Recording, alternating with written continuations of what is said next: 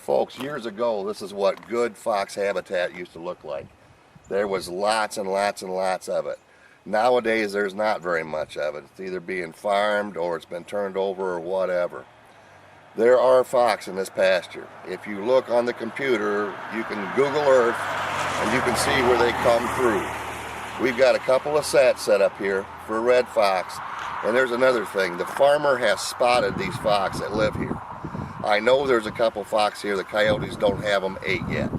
So we're after them. We made 2 sets in here yesterday. Yesterday was October 17th, the second day of fox and coyote trapping here in southern Michigan. We made a couple of sets.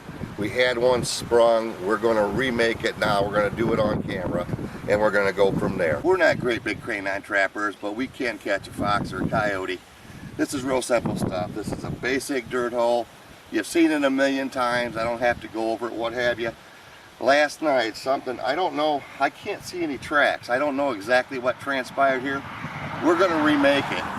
It is as good a fox territory as there is.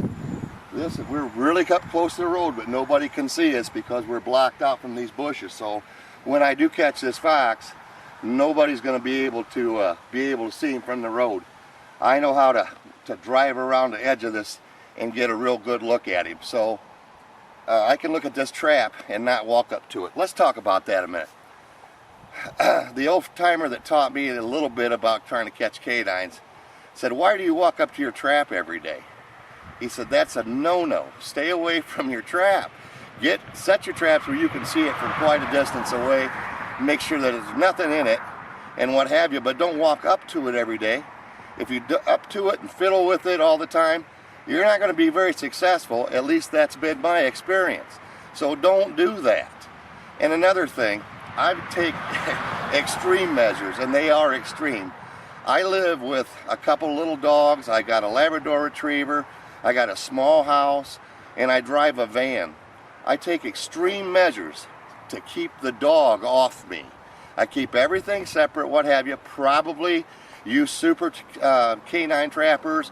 I'm probably going to more trouble than I have to, but for me, I have to do it that way. If you've got dogs, keep your dogs away from your stuff. And that's awful hard to do if you've got dogs in your house. So that's a great big deal. Don't walk up to your traps every day. You're just setting yourself up for failure. And keep everything away from your stuff. So we're just going to remake this right quick. Maybe we'll get lucky and it'll rain on a little bit tonight. It's too muddy to be out here, but we're out here because we need to get going on this DVD. So bear with us here a minute. Brad's my cameraman. He's going to turn her off, and we're going to get squared away, and we'll just remake this set right quick. We're not trying to catch a coyote here. We're trying to catch a fox. I got this pretty close.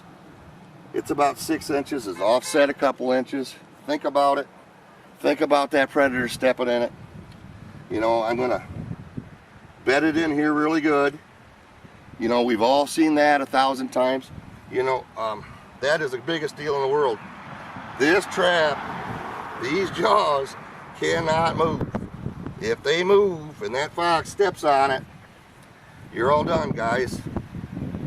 I just got a fiberglass pan cover. I'm not going to leave this like this. I see a lot of guys do that on DVDs. Just leave that like that. I'm not going to do that. I don't like that. That looks too made to me.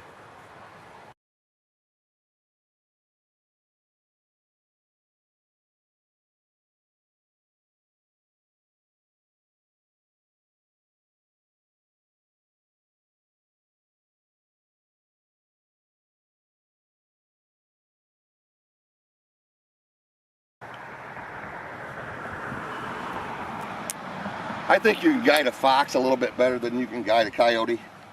I think foxes are easier to catch than coyotes. The pan is right here. All I'm going to do is put that little piece right there, and that says to that fox, "Don't step here." I think that's all it takes. I don't think you need to guide them in like, you know, like you're guiding a beaver down a channel or something like that. I think it's real important to just say, "Don't step here." And maybe something like this, it says, "Don't step there." But that's about it. Now, we're going to bait that up, and this is a great big deal. Everything we just touched doesn't smell like anything. What we're about to touch smells like everything. You got to keep that stuff separate. When I was first trying to learn, I couldn't get that in my mind. You need a separate bucket to keep your stinky stuff stinky. You know, it's going to rain. It's been raining. The forecast is for rain. I need to get a little bit louder with my lure in this hole. And that's another thing. We're real early in the season. We do not want to use bait right now. I don't want to. I don't want to come here and have a possum, and I don't want to come here and have a skunk, and I don't want to catch a coon. I want to catch a fox. That's what we're here to do. I'm not going to use any bait. That doesn't mean you can't catch that stuff, but if you put a big piece of stinking bait in that hole and it's October 17th, everything's still out. The coons are running, the possums are up above the ground, it's not been cold enough, and the skunks are still up and around. Your odds change tremendously when you use bait this time of year. I'm going to use some real subtle gland lure, probably use a little Mark June stuff, and we're just going to lure this up and on a piece of sheep's wool, and I'll show you that now. I use a separate pair of gloves to handle my stinky stuff, and I think that's a great big deal. You know, if you could keep your hands clean, a lot of the old timers says, well, look what I found in my bucket. Whoop. A lot of the old timers says, well, you know, we used to set traps with our bare hands. I think you probably still could, as long as you kept the stinky stuff off them and you kept them washed and they didn't smell like gasoline or, you know, whatever. But I just so happened I caught that in my barn today. That's a little vole. And I'm not going to put him in, but I just threw him in my bucket for today. I don't want any bait in this hole. I absolutely do not want any bait in this hole. And another thing that I'm not going to do, is I'm not going to pour my lure over the top of my trap. I'm not going to do that. I don't want, there's some Mark June red fox lure. I don't want anything dripping. I don't want his nose there. I want his nose up there. I don't want anything dripping over where I set my trap at all. So I'm going to come on it around, pour a little on that sheep's wool, and I'm going to put a little bit more than I would normally because I know it's going to rain. I'm going to come right back around, and I got a separate little probe, and I'm going to stick him down in that hole. Now I can see a little tiny piece of sheep's wool. I got a little leaf over top of it. That's good and deep down in that hole. That hole's at a 45. It's a classic dirt hole. It's at a 45-degree angle. Lots of curiosity. It's got it all. There's a fox here. That's one of the biggest deals in the world. If you want to catch a fox, you probably want to trap where there is one.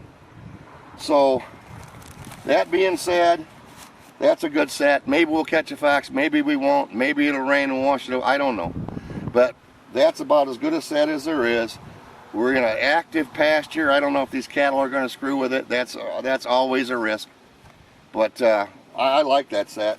No reason why I shouldn't catch a fox. Let it rain on it. A couple of days, we ought to have a fox bouncing around, and we'll show you that on camera.